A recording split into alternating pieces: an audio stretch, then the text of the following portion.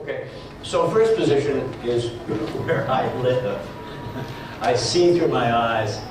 I feel things directly, collar of my shirt, somebody touches me, a cool breeze of air. So I'm in my body, I have full access to body sensations. I'm seeing through my own eyes, hearing through my own ears. For example, well, this will come around. So that's first position. So this will amuse you, I think.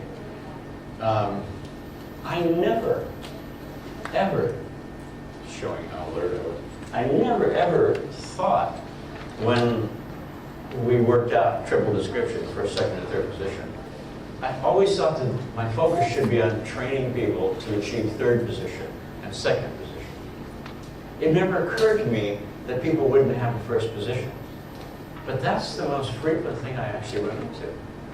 That people do not have boundaries to know what they feel as opposed to what they're feeling as a result of the mirror neurons, or muscle movements, and so forth, which they're unaware of. So achieving a very clean first position where you know who the hell you are, what you want, and how you're making contact or failing to make contact with the sensory world around you. That's almost like if you don't have that, you don't have any place to start from. So that's all the comments about first position. Second position is what everybody seems to know how to do, although like everybody has a little first position, it's not real clean. So if I can jump into your body in the sense of replicate micromuscle movements, micromuscle movement tension, I don't even have to move, just your right hand is cupping your chin. Now, I could match you. I could feel my hand where it's not, namely to match you, and feel the muscular tension that would have to occur if I were to move to the position. But just doing, I mean, with practice, it's just, again, road time is essential to. With practice, I can tell you that you have an ache in your lower left back. Right? So I can find things that I shouldn't, in a way, know by doing this. There's an exercise which we often do in practitioner, Carmen especially likes this. We pair up, especially finding as much difference in the group for pairing up. And I become your shadow. You go out and take a walk or go to the market or whatever. And I replicate everything you do. At the end of that, if it's done with no internal dialogue, so there's no filtering, no attempt to understand at the level of language and consciousness, I know things about you that I shouldn't know. Lovers know this. Parents with respect to the baby, I mean, how do you... Tell me. Okay, tell me.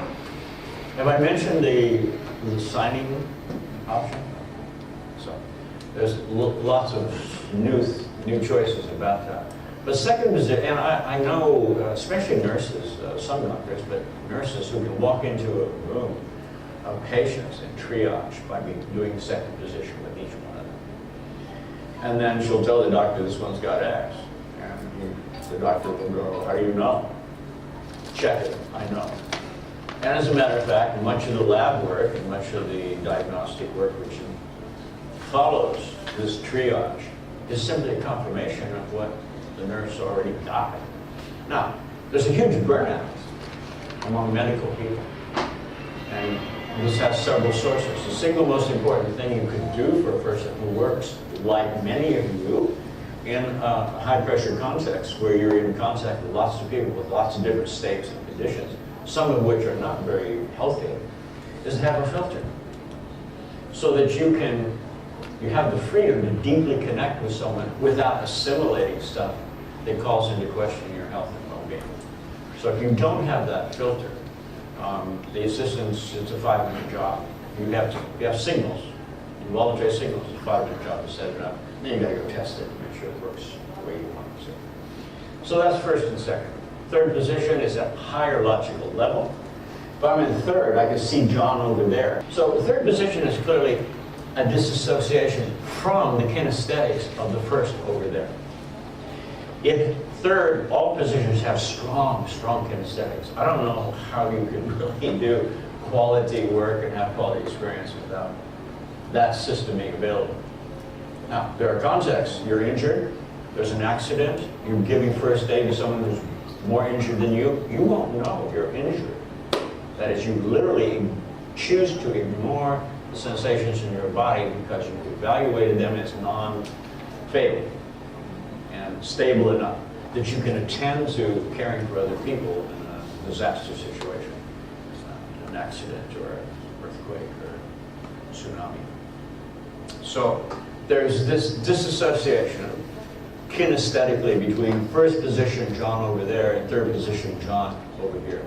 There's a clear resolved set of images, dynamic, which I can use to see John and his movements. And again, I already commented about that special quality of hearing. If I am speaking, but I'm out in third, I will hear it with that special sort of doesn't have the bass tones. It doesn't, you know what I'm referring to in terms of a recorded voice versus a voice that you hear as you speak in first position. Now, I think that along with representational systems, perceptual positions are the most underused part of the patterning, especially in the new code, and certainly in classic code because it was never there in an explicit form. It is important to understand that first and second are at the same level of experience.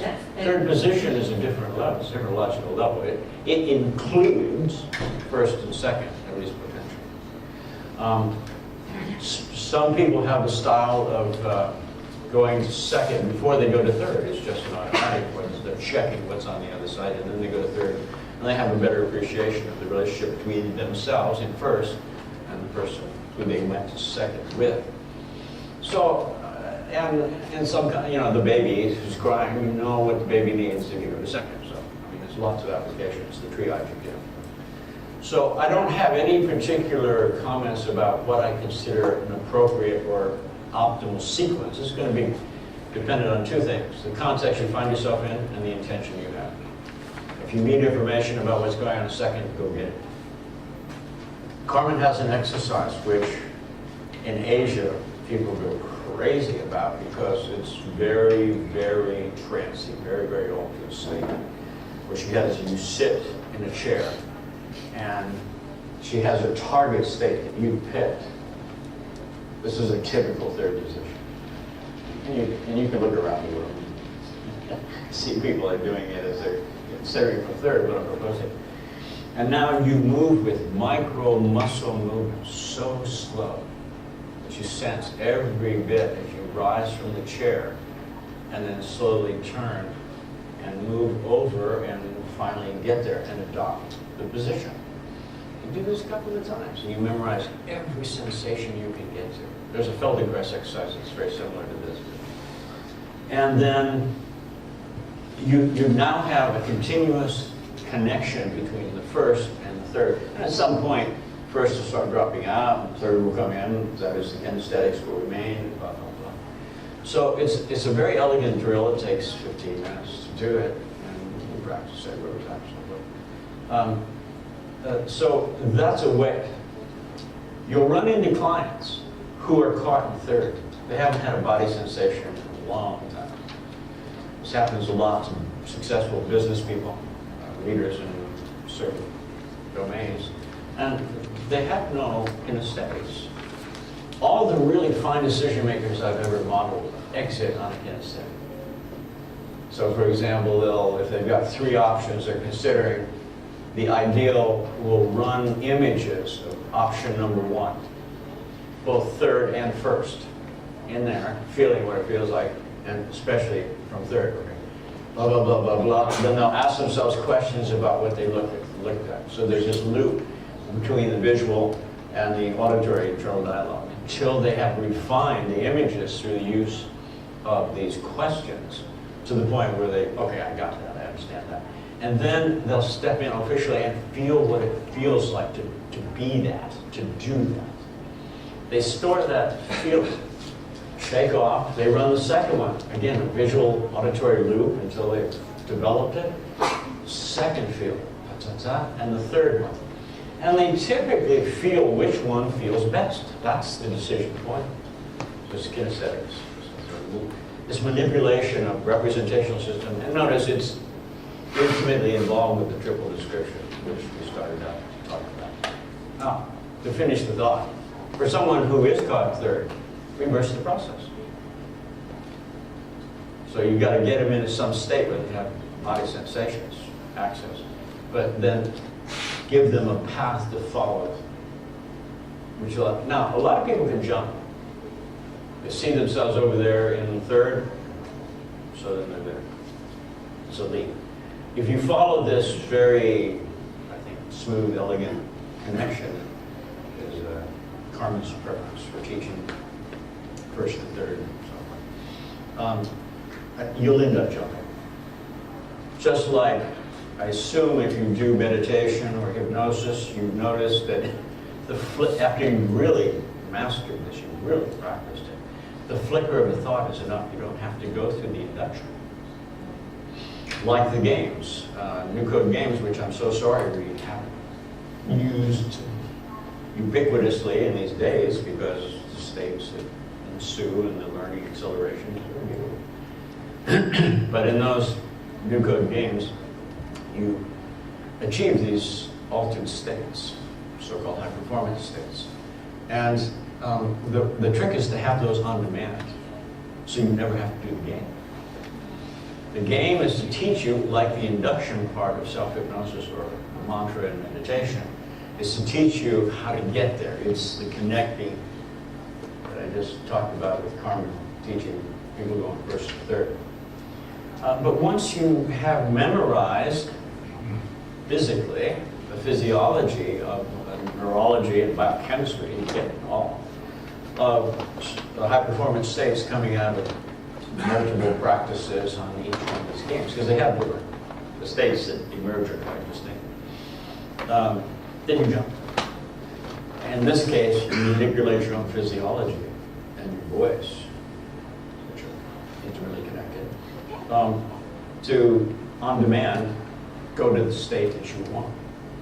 And then the only use of the games themselves is maybe once a month or something. You do the game. Because you can wear the state down a little bit. It gets contaminated with lots of other things that happen, so you can go back and freshen it. But other than that, you don't mess with the games anymore. You don't need them. You've got direct access on demand.